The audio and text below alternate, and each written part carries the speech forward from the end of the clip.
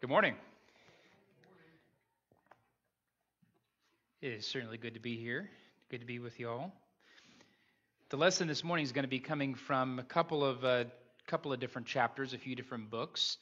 Acts chapter 16 and Philippians chapter 1, which will be our primary text for this particular lesson. So if you want to mark those, you're welcome to do so. And of course, as usual, if you want to follow along on the screen, you're welcome to do that as well. Whatever works best for you.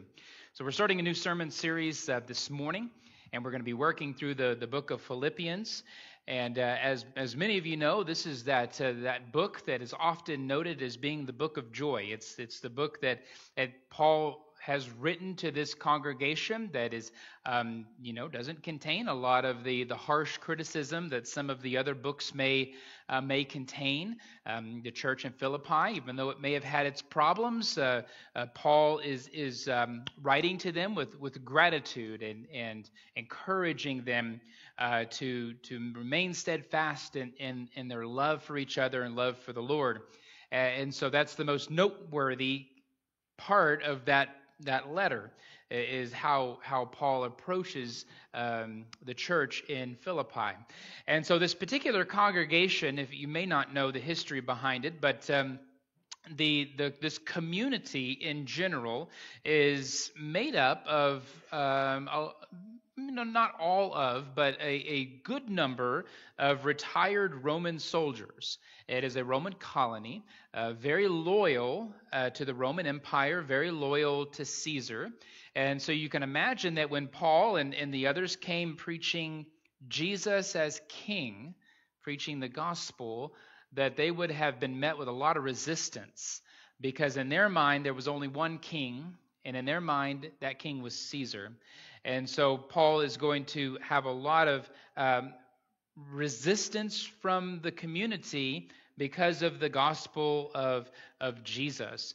Now, often whenever Paul enters into a new community, he will find the synagogue and he will begin to preach, as he always did, to the Jews first, and then that message would go out to the Gentiles. In this particular case, there doesn't seem to be a synagogue, and historically there never has been even found record of or any ruins of a synagogue ever being in this community.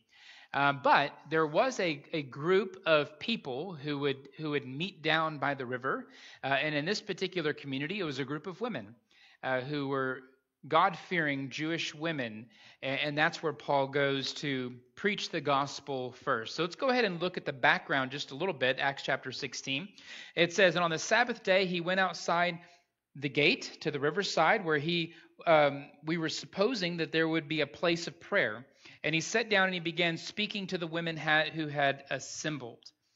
And then a woman named Lydia from the city of Thyatira, a seller of purple fabrics, a worshiper of God, was listening. And the Lord opened her heart to respond to the things spoken by Paul. And when she and her household had been baptized, she urged us, saying, 'If you have judged me to be faithful to the Lord, come into my house and stay.'"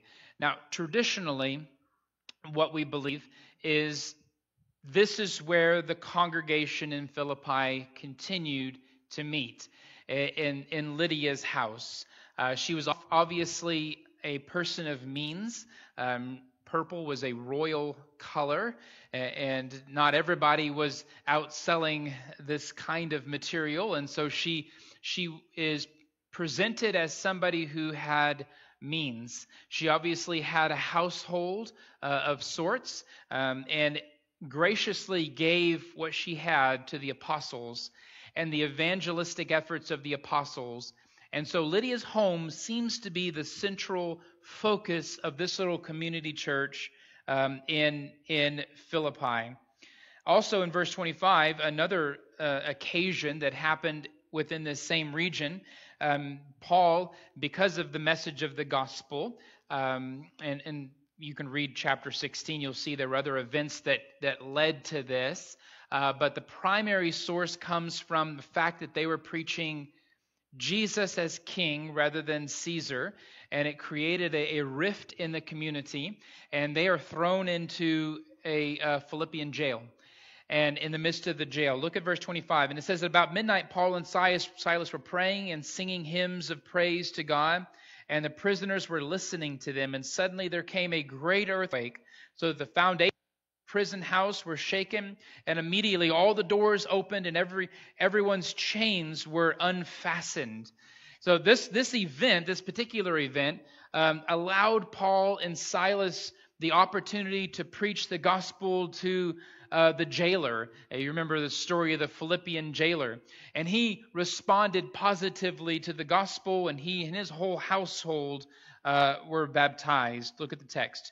It says, and they spoke the word of the Lord to him together with all who were in his house. And he took them that very hour of the night and washed their wounds. And immediately he was baptized, he and his whole household. And he brought them into his house, and he set food before them, and rejoiced greatly, having believed in God with his whole household. So this is the genesis, or the beginning of this church that Paul is writing to, the church in Philippi. And so it had some very interesting individuals, very interesting people, very interesting responses, but also the resistance that comes from being countercultural, and the resistance that comes from a community that is loyal to something other than God himself. And that's where they are. So let's go ahead and dig right into Philippians and begin unpacking this letter that Paul writes. It says that Paul and Timothy, bondservants of Christ Jesus, to all the saints in Christ Jesus who are in Philippi. And he says, including the overseers and the deacons. So obviously some time has passed. They have enough time has passed to where this community has developed leaders within it. And so Paul is addressing them. This is an organized church. This is a church that has elders. This is a church that has deacons. And he says, grace to you and peace, our Father and the Lord Jesus Christ. And then verse 3, he says, I thank my God in all my remembrance of you, always offering prayer with joy in my every prayer for all of you. Now, this is the first mention of the word joy, and it's going to come up many, many times in the text. In fact, I don't remember what the number was exactly, but it is an astounding number of times that Paul is going to use the word joy.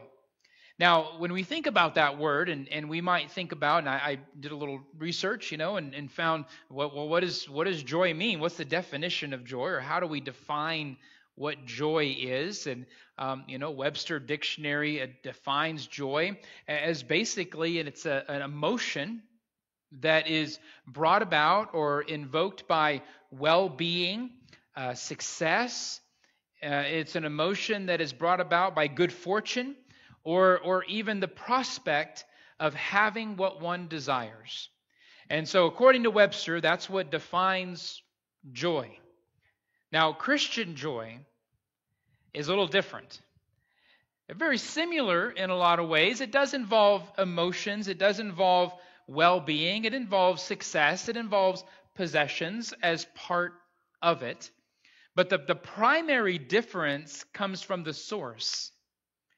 Where do those things come from? And defining those particular things.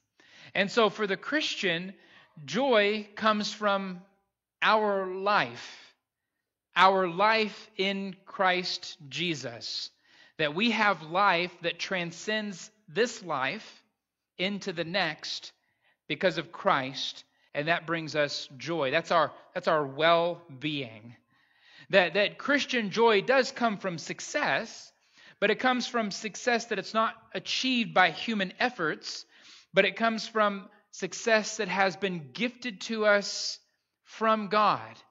And it's not defined like earthly success, but it's defined in such a way that our life, faithful in Jesus, grants us, allows us, gives us the ability to have eternal life forever with Jesus. So very, very similar, but that's what we define success as: a faithful life lived in Christ Jesus. It also involves possessions, but not earthly possessions. It is heavenly treasures that we have and we store up for ourselves.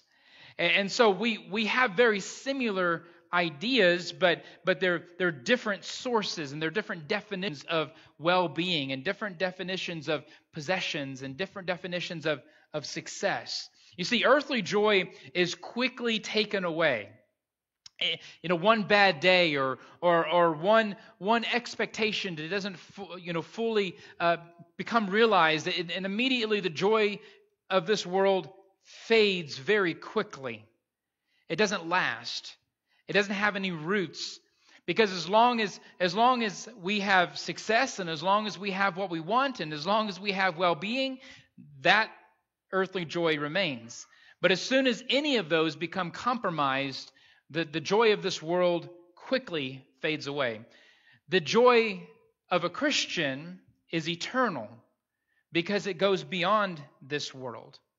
Earthly joy, it comes and it goes, and it's always changing, it's always fluctuating. We never know where it's going to come from. Christian joy comes from knowing Christ and the truth and the promises of God.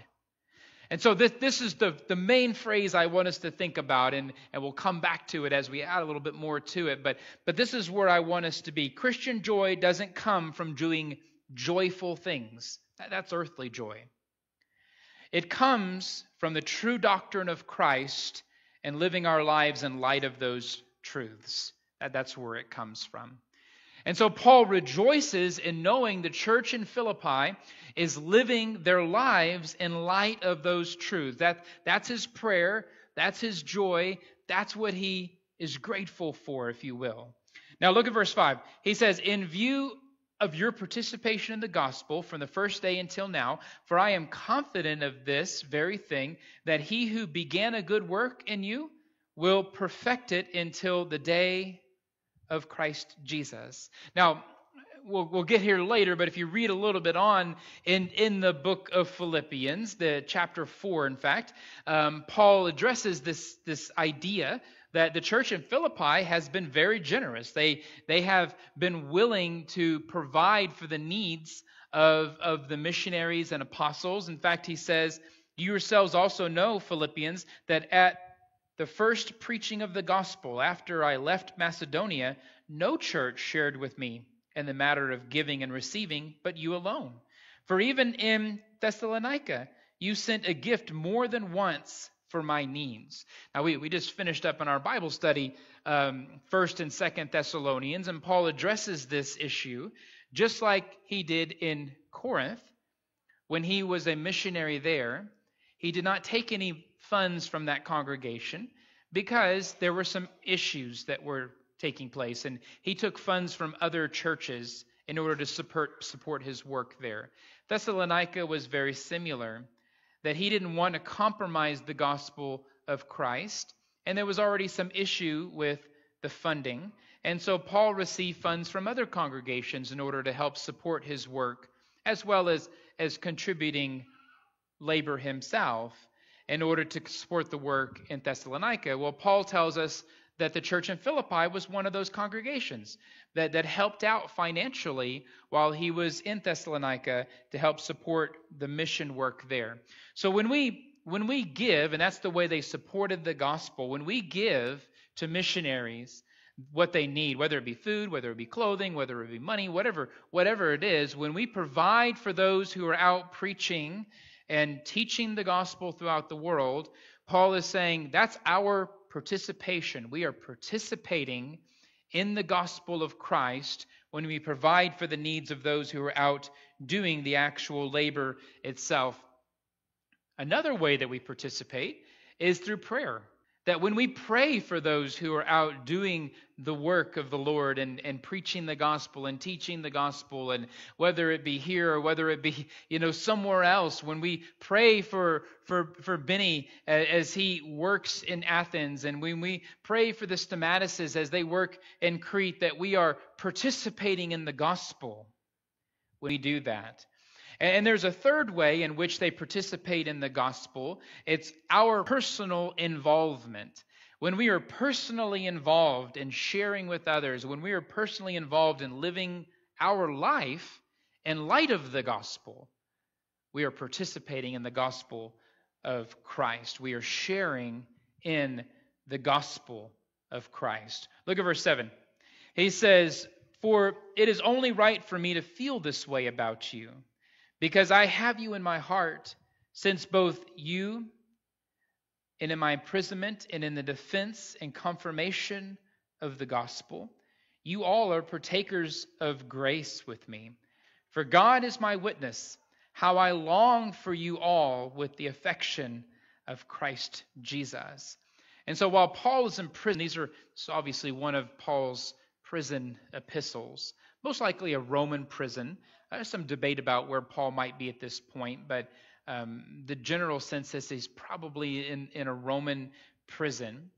And for Paul, knowing the grace of God and knowing that the church in Philippi are partners with him, not just in the gospel preaching and teaching, but in the grace of God, that they are sharers in God's grace, gives Paul comfort and peace, even in the midst of a very challenging situation, not having the freedom that he would like to have, not being able to go and do the things he used to do, when he was traveling missionary, not being able to be with the church in Philippi, but just knowing that they are sharing in the grace of God together gives him comfort and gives him joy.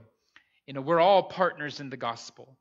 We all have participated in obedience to the gospel. We continue to obey the gospel of Christ as we live out our lives. We share in the grace of God. We share in the love of God and the love for one another. That binds us together and unites us into the people. It gives us the fellowship that we have in Christ Jesus. We're all partakers of God's grace. Look at verse 9. He says, "In this I pray that your love may abound still more in real knowledge and all discernment, so that you may approve the things that are excellent, in order to be sincere and blameless until the day of Christ, having been filled with the fruit of righteousness, which comes through Jesus Christ, to the glory and the praise of God." Paul has two things that he's praying for. And I want you to think about these two things that Paul is saying. The first thing is that he prays that the love of the church in Philippi abounds more and more. But not just any kind of love. Paul gives a very distinct definition of what kind of love he's talking about. It's a discerning kind of love. It's a love that is founded on truth. It's founded on knowledge. It's founded on the truth of God's wisdom, but it's also founded on the truth of who Jesus is. And that's another one of those words that we just kind of throw out there. We have our definition and we have an idea of what love might be. And it might be a love that's very fleeting. It might be something that lasts for a little while and then fades away, because our joy and our love a lot of times coincide with one another. And so does Christian joy, and so does Christian love. But the kind of love that Paul is wanting the church to have more and more of is the kind of love that's discerning. It's the kind of love that's founded on truth, so that you may approve the things that are excellent, in order to be sincere and blameless until the day of Christ. Love is not tolerance. I think that we get this idea that especially the way the world sees things. They think, well, if you love somebody, you'll be tolerant of their decisions. You will accept them for who they are. That you won't require anything of them.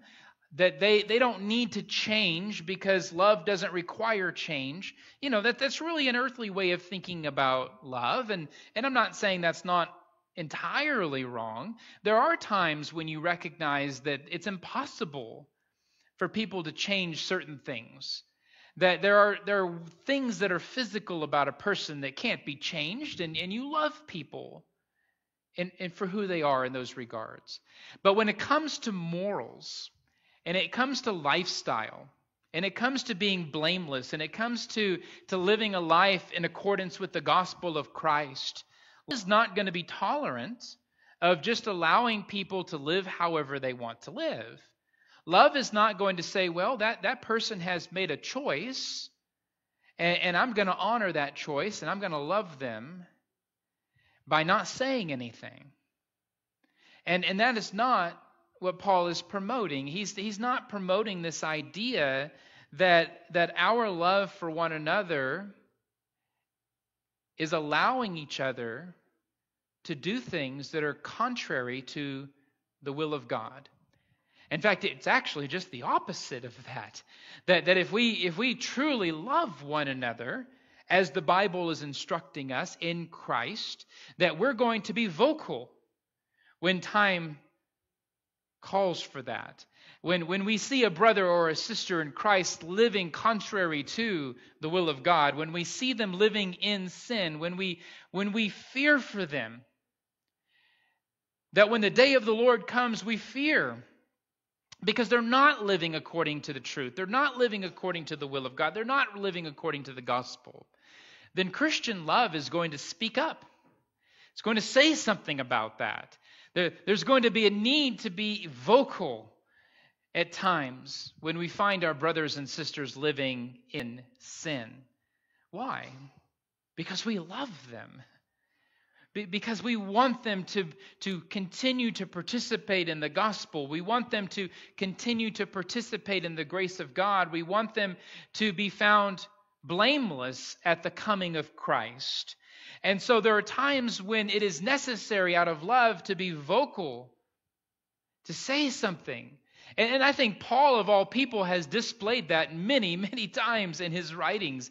There are many times where Paul, out of love, has openly said to the church that he was writing to, listen, Galatians, listen, don't follow after these false doctrines. Don't listen to these people who are trying to give you a false gospel.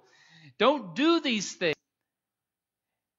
And people could easily just say, well, Paul is just being really judgmental, well, kind of. I mean, he's making a judgment call at the moment and saying, hey, that's going not lead you to where you need to be.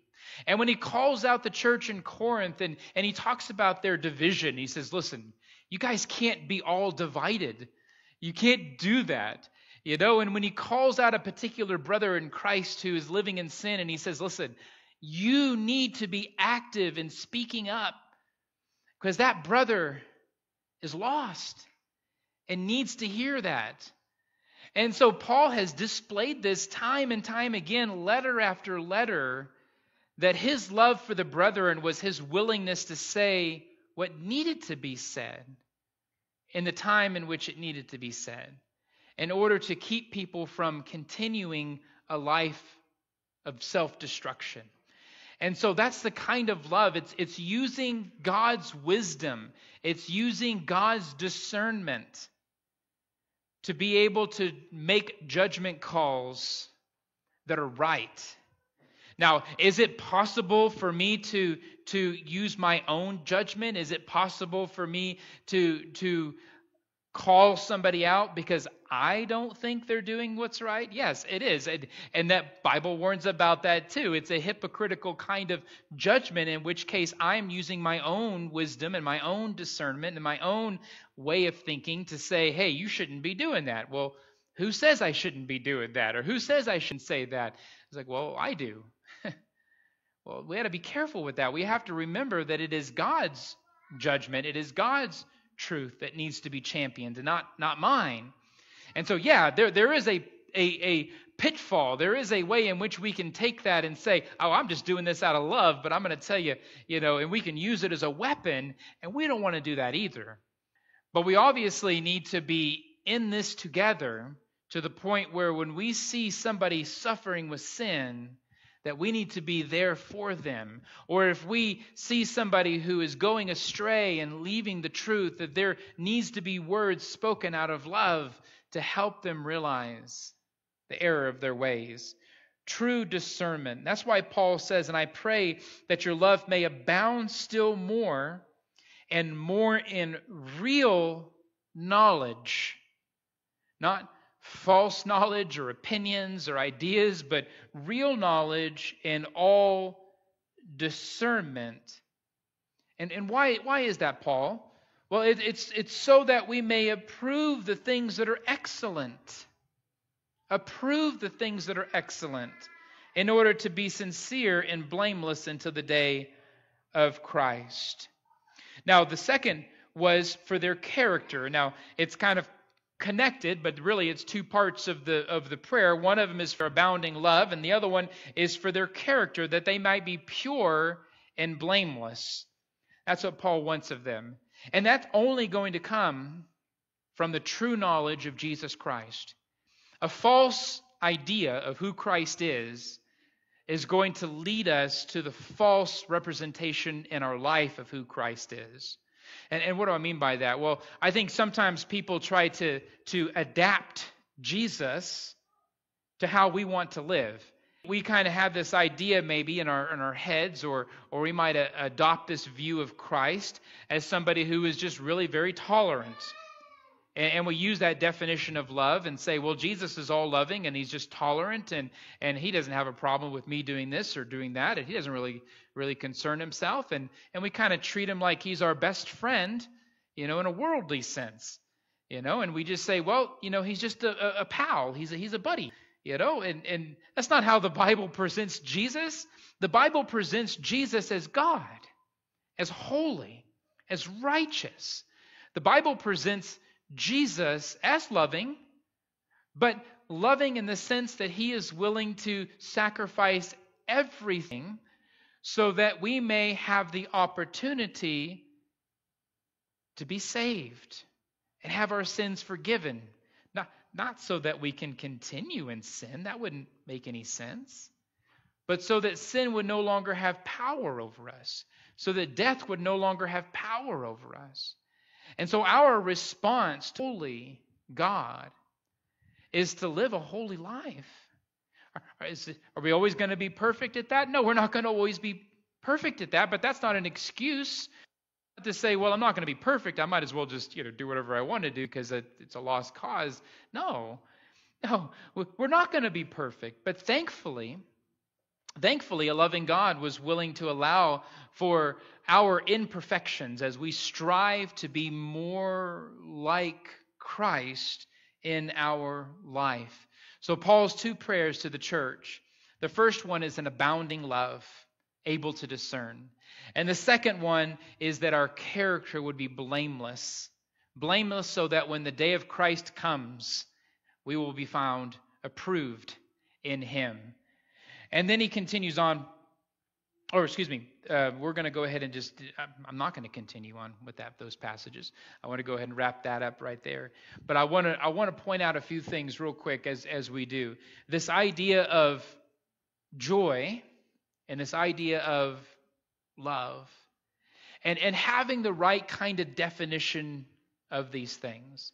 And so just as a reminder, Christian love doesn't mean that we allow sin, anger, hatred, sinful desires to continue in the lives of our brethren. That's not Christian love. Christian love just doesn't turn a blind eye. Christian love just doesn't say, it's okay, I'm not gonna say anything because, boy, that would be unloving. But Christian love uses true knowledge and discernment as we interact with each other and strive to live the life that God has called us to live. And then Christian joy doesn't come from doing joyful things. I want us to realize that. It's not about these circumstances. It's not about just doing joyful things. But I want us to think about this, that love and joy come from the true doctrine of Christ and living our lives in light of those truths. Christian love and joy come from the true doctrine of Christ and living our lives in light of those truths. This morning, if anybody has struggled with that life, if you have struggles in your life, if you have sin in your life, we're here for you. Not to judge you. That is God's work. But we're here to express love for you as we understand the struggles of this life, to pray with you, to encourage you so that we may live a better life in Christ Jesus. Or maybe you haven't even begun that journey. Maybe you have not put on Christ in baptism and received the gift of the Holy Spirit. Maybe you have not begun the journey of sanctification and salvation. If that's you this morning, opportunity is available to be baptized into Christ and have all your sins forgiven. Whatever your needs may be, if you would come forward as we stand and as we sing.